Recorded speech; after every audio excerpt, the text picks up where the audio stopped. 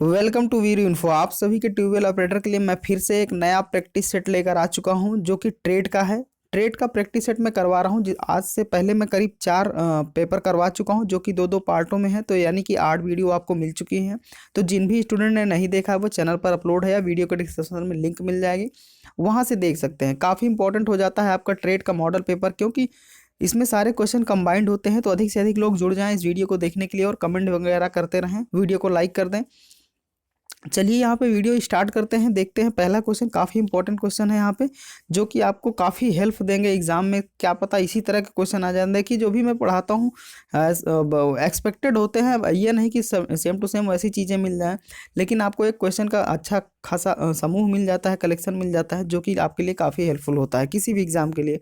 तो यहाँ पे देखिए जो हम इस में पढ़ने वाले हैं वो 30 क्वेश्चन पढ़ेंगे। एक अगला पार्ट आएगा उसमें भी हम 30 क्वेश्चन, यानी कि पूरा एक प्रैक्टिस सेट, 5वां प्रैक्टिस सेट हम कंप्लीट कर लेंगे।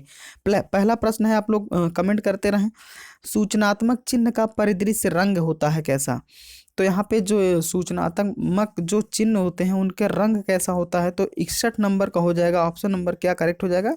सी करेक्ट हो जाएगा, हरा।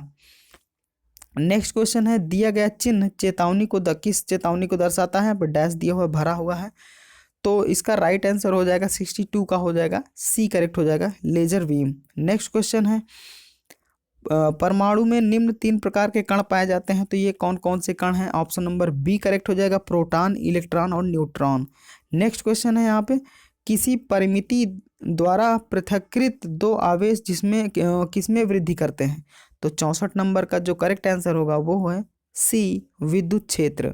नेक्स्ट क्वेश्चन की ओर बढ़ते हैं। यहाँ पे देखते हैं क्या है प्रश्न।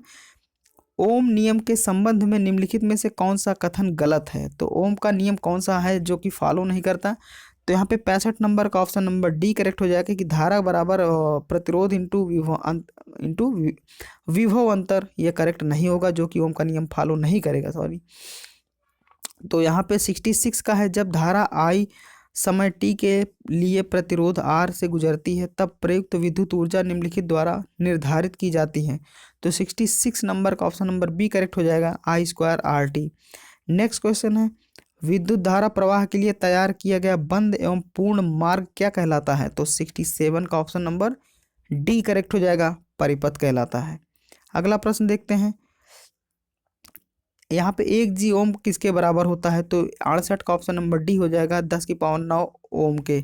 नेक्स्ट क्वेश्चन है, एसी परिपथ में धारा की दिशा क्या होती है? तो 69 का ऑप्शन नंबर सी करेक्ट हो जाएगा, पल से पल में बदलती रहती है।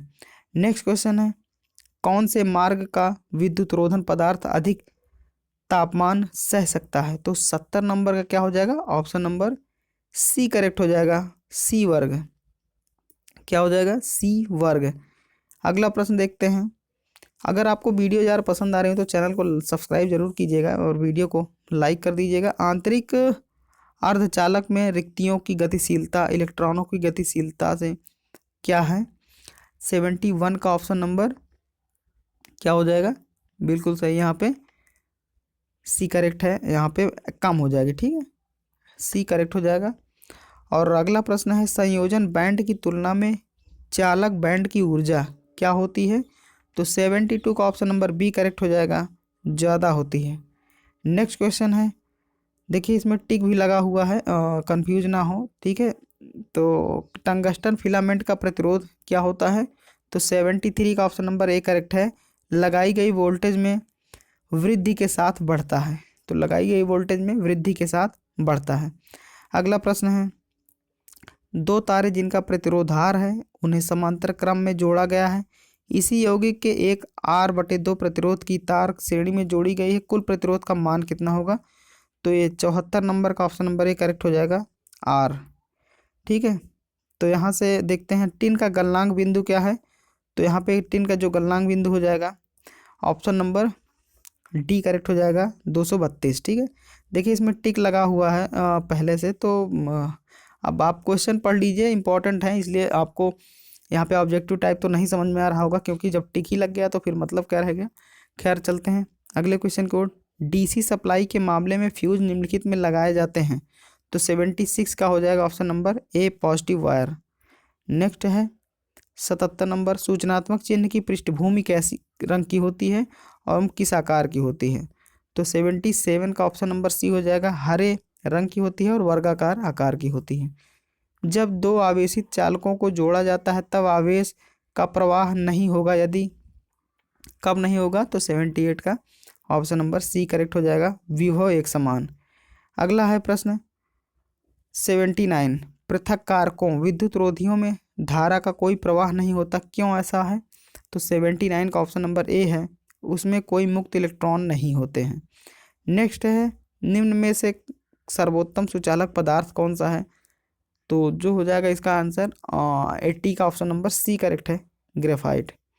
अगला है प्रश्न, एक पी प्रकार के अर्धचालक में रिक्तियों की संख्या इलेक्ट्रॉनों की संख्या से कितना गुना होती है? तो 81 का ऑप्शन नंबर बी है, अधिक होती है। नेक्स्ट है, इंट्रिंसिक अर्धचालक का ताप गुणांक कितना होता है? तो 82 का ऑप्शन नंबर ए हो जाएगा, ऋणात्मक। यहाँ पे दिए गए परिपथ में I5 धारा का मान क्या होगा? तो 83 का ऑप्शन नंबर क्या हो जाएगा? यहाँ पे बी करेक्ट है, 11A। ठीक है। अगला है, निम्न में से कौन दुर्घटना की रोकथाम में सहायक है? तो 84 का ऑप्शन नंबर डी हो जाएगा, सभी, क्योंकि सुरक्षा गार्ड भी और इंटरलॉक और यहाँ ट्रिप सुरक्षा गार्ड वगैरह सब दुर्घटना की सुरक्षा के लिए जरूरी है। तो यहाँ पे 85 नंबर है, किसी बॉयलर अधिनियम 1923 लागू होता है? भारतीय बॉयलर अधिनियम 1923 लागू होता है। तो 85 का ऑप्शन नंबर बी है, 100 लीटर से अधिक क्षमता के बॉयलर पर। तो यहाँ पे करेक्ट हो जाएगा। प्रकाश वर्ष किसकी इकाई है? तो ये है हमारी दूरी की इकाई। 1 नैनोमीटर किसके बराबर होता है? तो ये होता है 10⁻⁹ मीटर के बराबर। ठीक है, तो यहाँ से आप ये क्वेश्चन ध्यान रखेंगे। ठीक है, अब अगला क्वेश्चन देखते हैं, वर्नियर बेवल प्रोडक्टर की शुद्धता कितनी होती है? तो कितनी शुद्धता माप ले सकता है? तो 88 का क्या हो जाएगा? ऑप्शन नंबर सी करेक्ट हो जाएगा, 88 का ऑप्शन नंबर सी, 5 मिनट। ठीक है। अगला है प्रश्न, वर्नियर कैलिपर किस सिद्धांत पर कार्य करता है? तो 89 का ऑप्शन नंबर ए करेक्ट हो जाएगा, 2 स्केलों के अंतर पर। ठीक है, 2 स्केलों के अंतर पर कार्य करता है। तो 90 का क्या हो जाएगा? वर्नियर कैलिपर से क्या मापा जाता है? तो वर्नियर कैलिपर से क्या मापा जाता है? तो यहाँ पे 90 नंबर क्या हो जाएगा?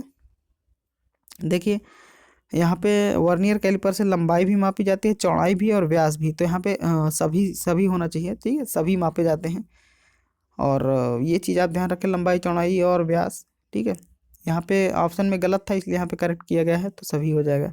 तो ये थे आज के महत्वपूर्ण 30 क्वेश्चन। इसका अगला पार्ट अगले वीडियो में मिल जाएगा, आप लोग इसको ज़रूर देखिए, काफ़ी इंपॉर्टेंट है आपके एग्ज़ाम के पॉइंट ऑफ व्यू से। भले ही मैं यहाँ डिस्कस ना करूँ ज़्यादा, लेकिन आपके लिए क्वेश्चन का एक अच्छा खासा कलेक्शन मिल जाता है। और वीडियो पर आप लोग लाइक वगैरह कर दें, और यदि आप चैनल पर नए हैं तो सब्सक्राइब कीजिएगा, बगल में बेल का आइकन भी ज़रूर दबाइएगा। ठीक है, घंटी वंटी दबा दीजिएगा। तो चलते हैं, फिर मिलते हैं अगले वीडियो में। Thanks for watching.